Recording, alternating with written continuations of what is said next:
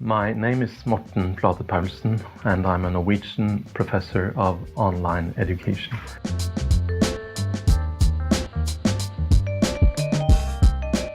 I've been working in the field since I taught my first online course in 1986, and then I was caught by this field, and I've been working with it all the time since.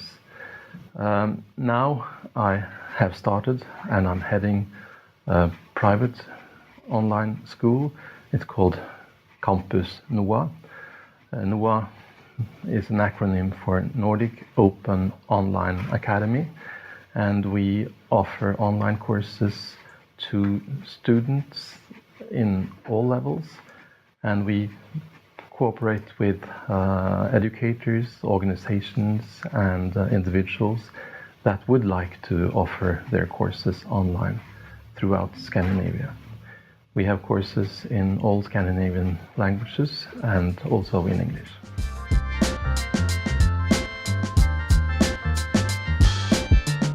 Well, for Campus NooA, the goal is to deliver flexible online courses where the participant can start whenever they want, and they can have their own paces. So you can start tomorrow if you would like to, and most of the courses you have access to for 180 days. We also build on a philosophy that we would like to give the participants a lot of individual freedom, but we also would like to help them to cooperate with other participants. So we had a pedagogy which is based on my theory of cooperative freedom and transparency, which is trying to both give the individual flexibility, but also to build a learning network where people can learn together.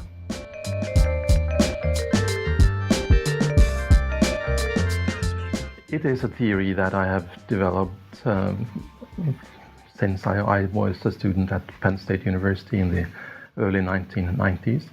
And it was built on the thought that adults need to have the flexibility to study wherever they are at their own pace, where we are not limited to any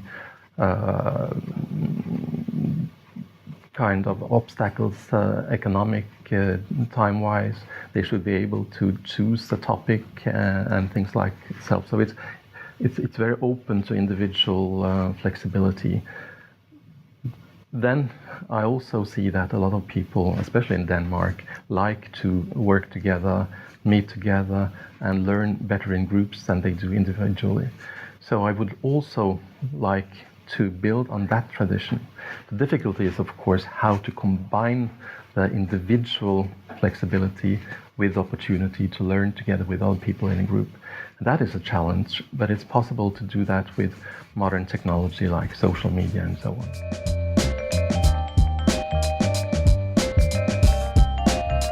Well, Campus NooA is a quite new school. We have been working to set up this the last 2 years, and I found that it's beneficial to start with the new school because we can use the newest technology, we can use the innovations that are out there now. We do not need to build on old history, old systems, old traditions. So it's kind of a good opportunity to do this from scratch. The challenge with being a new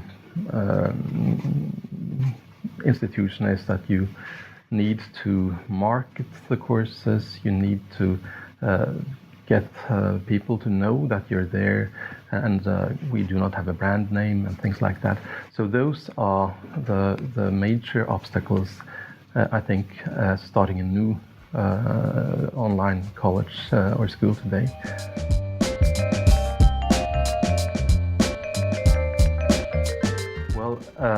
It's really interesting to see that it's possible to establish a school with all the 40 courses that we now have online, and have about the first 100 students have already enrolled, and we have established all of this, developed 40 courses, and the organization and the technology around it, spending less than 2 years.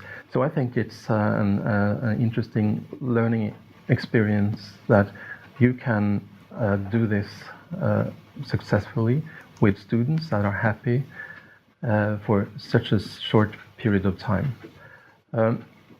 I would also like to say that it's kind of a success to see that there are quite many providers of courses out there that now contact us to see if we can work together to offer their existing courses online, because they understand that they can reach out to a larger market, to more people in a larger geographical area, and also attracting more participants over a larger time period if they offer their courses together with Campus NooA online than if they have the courses just in a classroom. Just one simple example is that we have a course called Spanish for Adopting Parents, which seems to be a very niche course, but there are about 250 people in Norway in line to adopt children from South America, from Spanish-speaking countries. And they have to have some sort of a certificate showing that they do have basic knowledge of Spanish so that they can speak with their children. And Adopsjonsforum, which is the Norwegian agency that handles this, have courses in Oslo. They had 8 people in the fall, and they have about 8 people in the spring that come together every Thursday night in a classroom. When we decided to open this up as an online course, we now have 50 people coming from all around the country that take the course, and we could do it more cost effectively.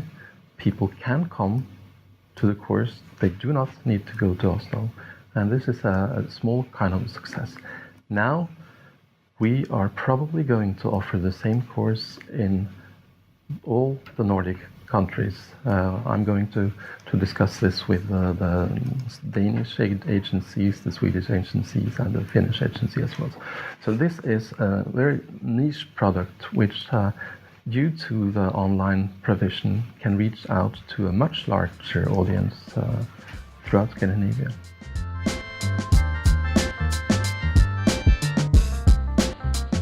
Yes, you're asking about classes, and we do not have classes in Campus NooA. We're not talking about classes, we are talking about learning networks, because a course is always open. Some people start today, another guy starts next week, and then 2 people the week after. So they are all on different time tracks. So we have a pedagogy that try to help people learn together and from each other, even though they are not on the same module of the course at the same time. So you could use pedagogy so that the people in the end of the course will be helping the newcomers in the course. So if you build a pedagogy around these learning networks, you're not thinking about a class because there are people coming and going all the time. But we also, in addition to this, use social media to build a larger learning network than we have within the learning management systems. So in our photography course, for example, we use Flickr, and there the whole world could see what's going on, and they can comment on what our students are doing. So we expand the classroom to also include people from around internet to be a part of this learning experience. So we're not talking about classes, we are talking about learning networks.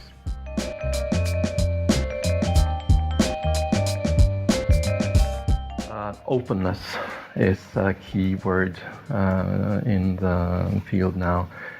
We see the growth of open educational resources, which are available for individuals, but also for organizations like us to include and use as learning resources in our courses and in our learning environment.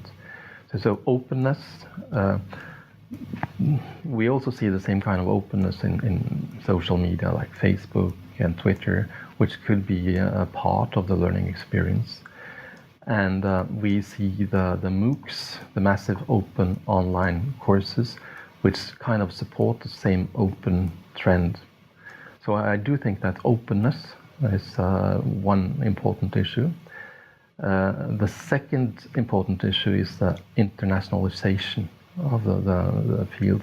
We will now see a much more real competition between schools and institutions across the globe, so that Danish people can take courses from the US or from Norway and vice versa. So the internationalization is important. And finally, I also do think that the whole educational sector now is focusing more on the cost. So cost effectiveness is important. And I'm really, really sure that it is possible to make online learning cost effective. And since it has an opportunity to recruit more people than you can do in a classroom, you can share the development costs between more people, and at some level, online education will be more cost effective than traditional classroom courses. So that's basically the major trends I see in the e-learning field.